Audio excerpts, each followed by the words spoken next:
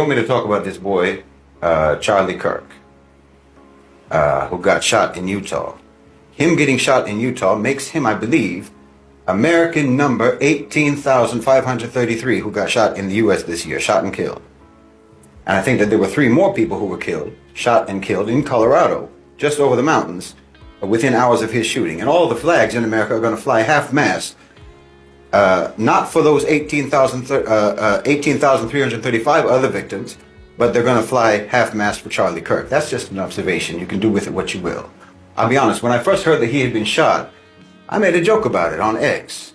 Because frankly, I'm just as used to theatrics coming out of America as I am used to gun violence coming out of America. And I thought that theatrics seemed more likely in this case.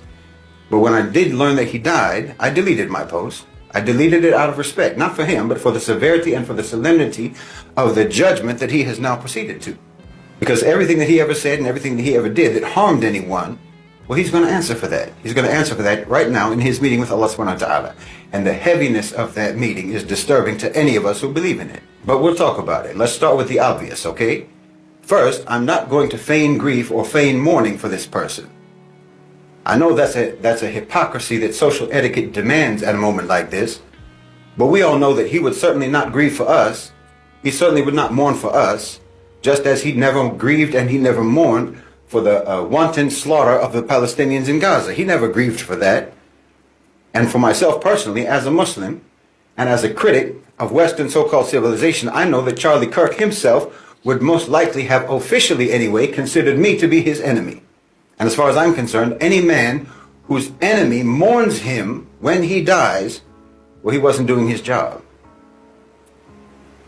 And I don't think it can be said about Charlie Kirk that he didn't do his job, which is to say that he never did anything and he never said anything in his public life that would make me mourn his passing, just as I hope that I will never say or do anything in my public life that would make my enemies grieve for my passing. They should be happy when I die. Enemies are disturbed by each other's presence, not by each other's absence. But let me also be crystal clear about this. It doesn't make me happy either. I neither mourn nor celebrate. Neither of those reactions is appropriate, in my opinion. Whoever pulled that trigger didn't do it for me and they didn't do it for you. I don't even see them as being on 2 different sides. They didn't silence Charlie Kirk. They amplified Charlie Kirk. The power structure never cared about that boy. They used him. And he's more useful to them now than he was the day before.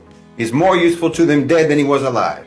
Listen, you don't defeat someone like this, someone like a Charlie Kirk, a tool like him, by letting that tool mold you into exactly what they want you to be. That killer didn't deliver justice. If you think they did, he didn't. He delivered to the power structure an even more enhanced weapon.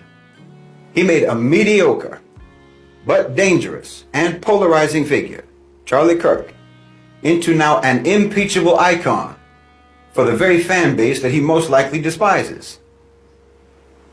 And he made criticism of Charlie Kirk's ideas. Now it's disrespect for the dead. This is not resistance. This is a gift. This is a gift to the very security state that he probably thought he was attacking. No, it's stupidity. Or maybe, as the conspiracy theories are already speculating, what actually happened was just a purge of an expendable asset to create a more powerful symbol. Oh, they'll use his death. Oh, how they will use it. They will use his death to paint every dissenting voice, every cry for a more just world. They'll paint it with the same bloody brush. They're going to use his death to avoid once again ever having to look in the mirror. They're going to hold Charlie Kirk's body up as a shield against any examination of the society that created him. And the society that created his killer. The society that they made and that they rule, and you didn't do anything now but strengthen their hold on that society. They're going to use his corpse as a pulpit to preach from. And you just validated all the lies that they're going to be preaching. You understand me? Because listen, the truth is the Charlie Kirks of the world are not the enemy. The enemy is the society, it's the system, it's the power structure, it's the so-called civilization that creates boys like Charlie Kirk. I call him a boy because that's what he is to me. I'm 54 years old. That's what he is to me, or that's what he was. And also because he presented a childish, simplistic cartoon portrait of America that only a young boy could ever believe in. He presented an America without complexity, without guilt, without the burden of their terrible history. Well, that's a seductive product. And America has always been an eager market for that sort of a product. He existed because of supply and demand. Greetings, family, and welcome back to my channel. So a lot of people have come out to give out their opinions about Charlie Kirk's death. And I came across this video of Shahid Bolsen, a very bold speaker who gave out his opinion about Charlie Kirk's death. Every year, thousands of Americans die in gun violence, but their names never make it to the news. This brings us as to why white America doesn't like to address gun violence. Because we all know that 80% of gun violence that are committed in the USA are all committed by white people. And that's why you see that the right side is not addressing this issue with so much weight, because they were all speculating that the killer was a black person, but it turned out that the killer was a white man. That's why you see that there's a lot of silence. Nobody is addressing about gun violence in America, Nobody is talking about the real issue. I love the fact that he says he neither mourn nor celebrate his death because the person who killed him did not do it for him, and neither did he do it for all of us. So let's get to see the whole video. It is very important. And then we add some more commentary on this topic, all right? Let's dive into it. You demand and the power structure supplies. The killer and the killed are the products of the same sick society. Kirk and his killer, and the other 18,535 victims and their killers. And wallahi, if you don't clock this reality, if you don't understand this reality, and if you let yourself get swept up in all the narratives and all the counter-narratives, then you might just end up being like one of them, on one side or the other side of that gun. Because the machine is already spinning. The machine, that same machine that Charlie Kirk served so faithfully. They're spinning the narrative now. They're going to label him as a martyr for free speech, a victim of left-wing extremism. And they're going to use his death, they're going to use it to demand more surveillance, more censorship, more policing, more militarization of the police against their opponents, more police powers. They're going to use his blood to sanitize his ideology and to legitimize every poisonous thing that he ever said. And some of you are out here cheering about what happened. Why, you're fools. Why, when you celebrate, all you do is elevate and strengthen their narrative. Charlie Kirk was not an outlier. He was a product. He was the logical output of a system that's designed to generate exactly what he was. Like I said, he didn't create the demand. The demand was already there. He just exploited it.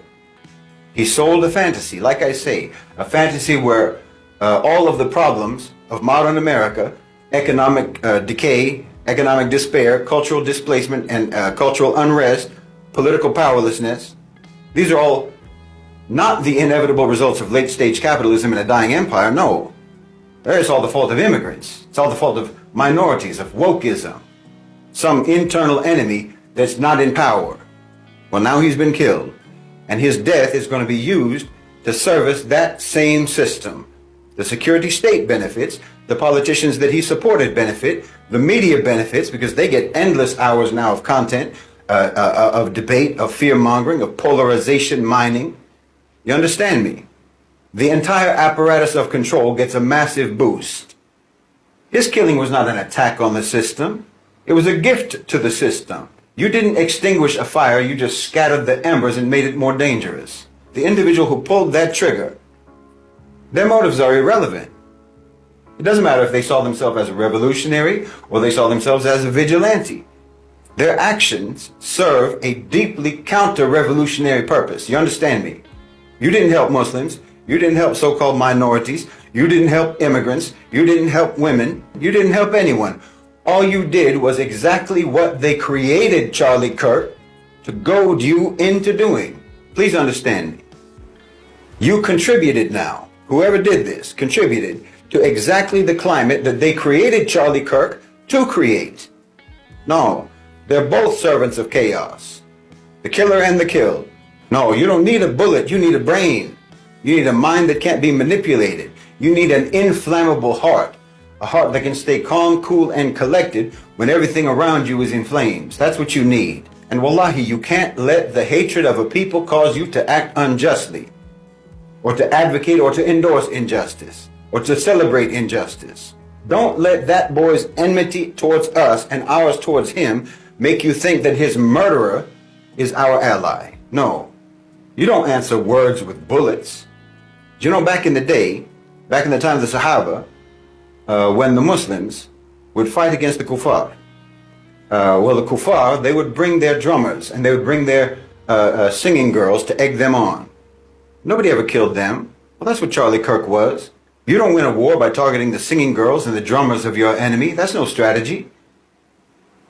I've said many, many times, you have to erect your partitions around your discourse, around your people, around what you let into your mind, or you're going to lose your focus and you're going to lose your purpose and you're going to get confused and you're going to make bad decisions. You're going to make wrong decisions, unjust decisions, immoral decisions, because you let yourself get provoked.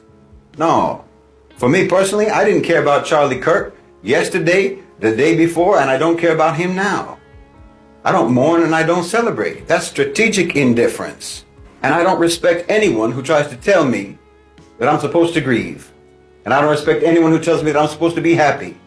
What is he to me or me to him? He certainly isn't more important to me than the most likely hundreds of thousands of my brothers and sisters that you cut down in Gaza.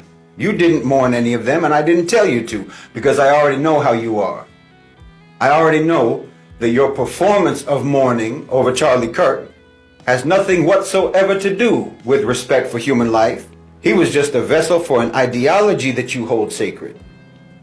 And it's an ideology that dehumanizes people. It's an ideology that disregards the sanctity of life. And we've seen that on full display for the last 2 years. So no, obviously not. I'm not the least bit interested in accommodating your weaponization of selective compassion and selective sympathy. Now, if you want to paint my indifference, if you want to spin my indifference as if it is approval of the crime that was committed, well, okay, I already know that you never do anything but lie anyway. And I know that you are from exactly the same manipulated, mutated, mutilated, and maladjusted population that created the demand that the power structure met by giving you Charlie Kirk, and that gave you his killer. Meaning you're just part of that mob in America. That same collective monster that's responsible for the American genocide of the indigenous people. That's responsible for genocides in Guatemala, genocides in Bangladesh, in Iraq, in Cambodia, in East Timor, in West Papua, and in Gaza. And you're the same collective monster that's responsible for every atrocity, every heinous crime that your country has ever committed. As far as I'm concerned, you poisoned Charlie Kirk's mind before he could even have a chance at a decent life, a moral life.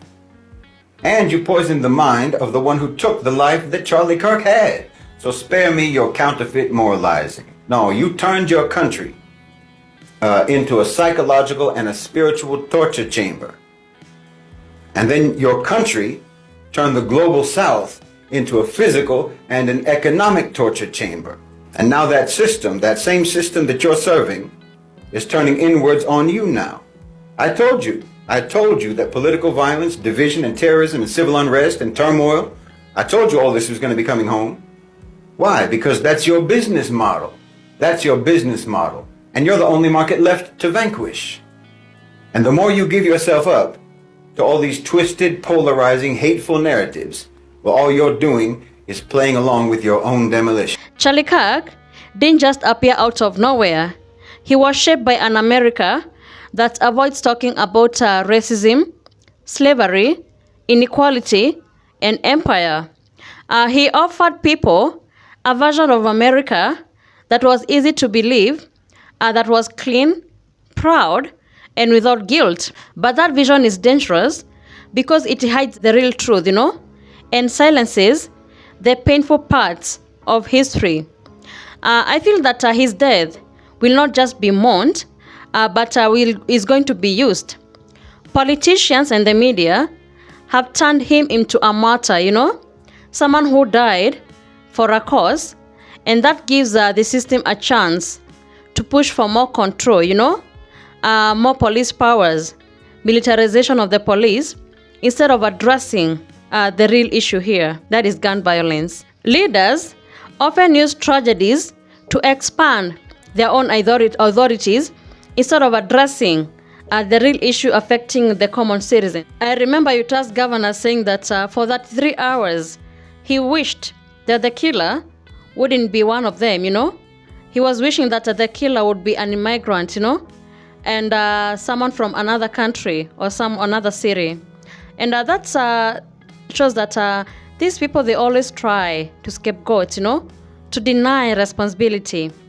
Instead of addressing the real issue, instead of condemning the gun violence, he was there hoping that the killer would be a person of color or an immigrant or a black person.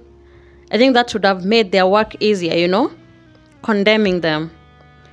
You see, always trying to deny responsibility. But until America agrees to address the issue of gun violence in America, more tragedies are going to happen.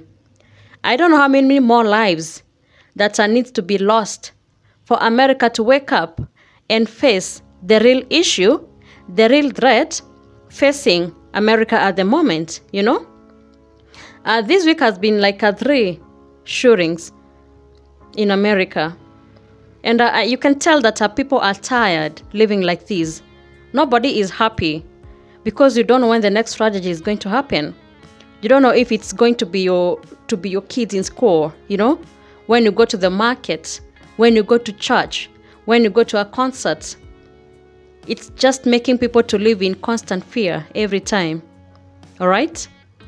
So I hope America is going to address the issue of gun violence and find ways to stop all this. We can't all disagree that Charlie Kirk's ideas was spearing hate among black people, immigrants, and communities of color. But instead of remembering the harm in his message, his death has been turned into a hero figure, That makes it even harder to challenge the very ideas that divided people in the first place. He never felt any remorse for the people being killed in Gaza. And that adds to why Muslims don't feel any remorse for him either, His remarks were not creating any harmony in the society. They were causing division, okay? But we are not here to celebrate anybody's death. Because you don't kill ideas through the bullets. You challenge ideas with stronger ideas. Thank you so much for tuning in. Be sure to like, subscribe, and share. Have a good one. I'll see you in the next video.